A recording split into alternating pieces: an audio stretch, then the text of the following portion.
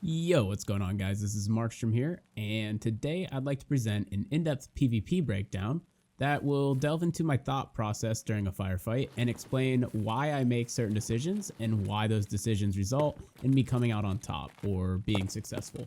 I'll try and incorporate some insights that will be useful to both new and veteran players, and hopefully it'll help you guys further develop some good habits and, of course, gain an extra edge in your own firefights. I'd like to start by briefly talking about pathing.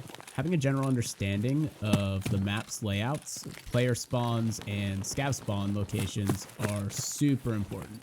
The best way to figure them out is to just stick to the same map and keep queuing it until you get a feel for it. I wish I could give you guys a resource for this, but a lot of the times these change with each patch, so online resources might not be super reliable.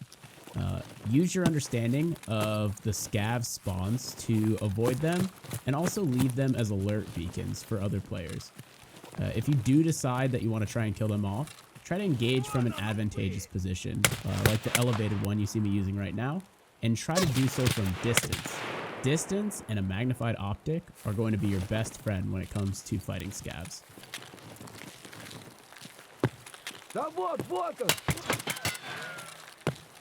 So if you happen to miss a scav and you're forced to have to fight one up close, try to remember your point shooting skills. If I were to attempt to ADS in this situation, the Saiga scav could have easily shot one of my legs or arms and blacked it out.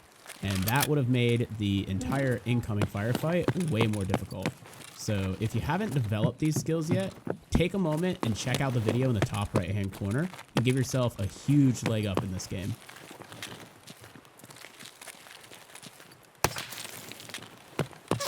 Let's pause for a moment. When you take an incoming shot, always consider your location and immediately start thinking about what trajectories make sense. Use your map knowledge that we discussed earlier to form your mental map. Here I am on the west side of the building, and multiple shots seem like they're coming from the northwest hill where I just scouted from. Keep this info in the back of your mind because it easily can come into play later. Notice how I immediately break line of sight. This is always going to be your main objective when somebody else is engaging you and you're caught off guard. I gain solid cover before using my meds, and once I'm healed, I then try to peek from an awkward angle to see if they're moving in. Any of these types of situations will usually present you with a window of massive opportunity. When a player tags you from distance, what they'll usually do is they'll smell blood in the water and they'll be super tempted to push you unintelligently. They will straight up run full sprint in your direction with their gun down to try and finish the kill. Always try to think about punishing this behavior.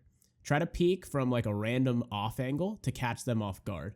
Sometimes they will be smart and continue to slow play, but ultimately it's a minimal risk, high reward scenario that you can try to put yourself in.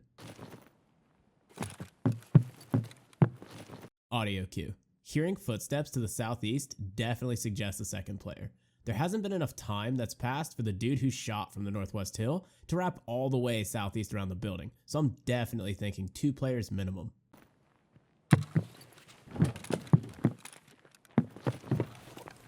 Let's talk crosshair placement. Always preemptively have your gun placed at head height on the peak angle based on where you're hearing movement from. This is going to give you the best chance of getting shots on the target, notably the facial hitbox, since that's where your enemy is going to be most susceptible to getting one-clicked. And again, if it's not immediately apparent where you need to position your weapon for this, then you need to consider working on some point shooting drills.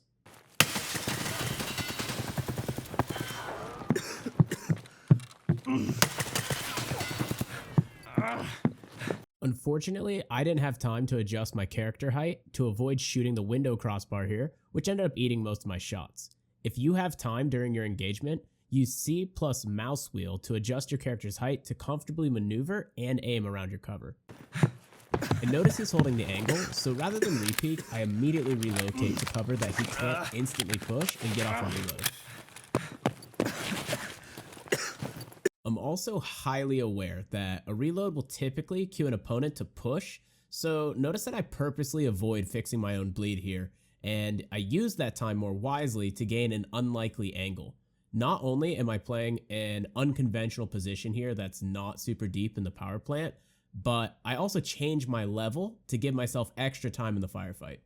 And what I mean by this is that he should be pushing and clearing with his crosshairs at head height.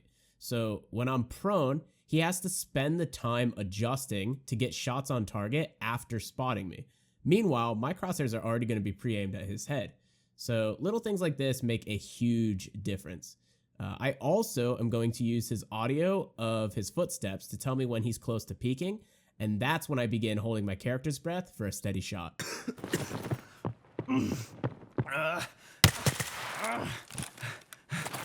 Once he's down, I immediately reposition slightly, grab more hard cover, and then bandage my wounds to avoid any other limbs blacking out. I definitely have the second player in the back of my mind, so I end up going all the way in the back to finish healing and repack my wounds. Another though. I feel comfortable taking the time to do all this because I know there's only one window back there, and I'm keeping my eye on it. Meanwhile, I'm listening closely for any incoming footsteps. That's a feels good outplay. But that's something that I would only ever feel comfortable doing on an NA server right now, because that guy would have been able to see me and shoot me and kill me before I saw him right through that doorway with like 140 ping. So just kind of depends. You just gotta know when you're able to pull off those kinds of plays depending on the server that you're on. Notice my attention to the ammunition. I knew that I only had a limited amount of BP rounds left, which are high armor penetrating and are best utilized on PMCs, who are of course rocking the armor. I cancel the ejection of PS rounds from one mag after 9 have been removed. I place these 9 rounds in an empty magazine first, as they will be at the bottom of the magazine. Then I pack my remaining BP rounds, the good ones, on top so that they will be fired first, and my mag will be still full. You can either use this method, or if you have like a stack of PS ammo here, you could separate different amounts of rounds by using shift left click and drag to split however many you wanted. Ammo management is so important. To have a BP instead of a PS round is incredibly important.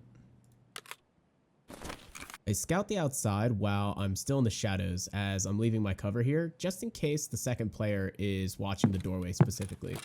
This is always especially important to recognize when you are in a single entrance / exit building, because that would theoretically be all the person's teammate would have to watch in order to keep you on lockdown. Did not mean to shoot there.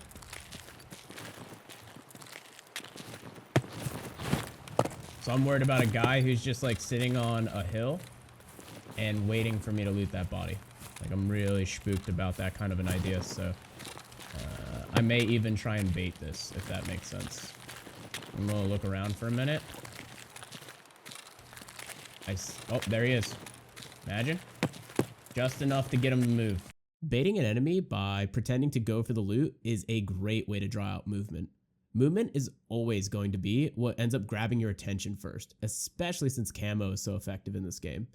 When I end up spotting this player here, I purposely don't re-peek the same side. Odds are his crosshairs are already placed there, lined up with the left side of the cover here.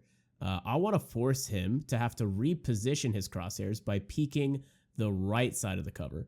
What this does is it evens up the odds in a scoped battle, since we're both going to have to acquire a target before shooting.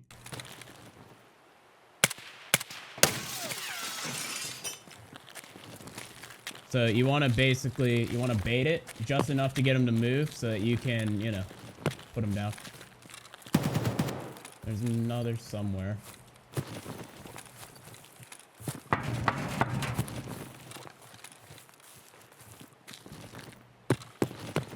I was gonna go even harder on that bait, but he bit immediately, which is a good feel.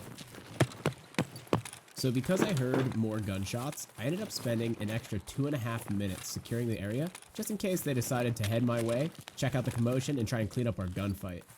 Remember that just because you wipe a squad, it doesn't mean that there aren't more players who won't come looking to see what's going on.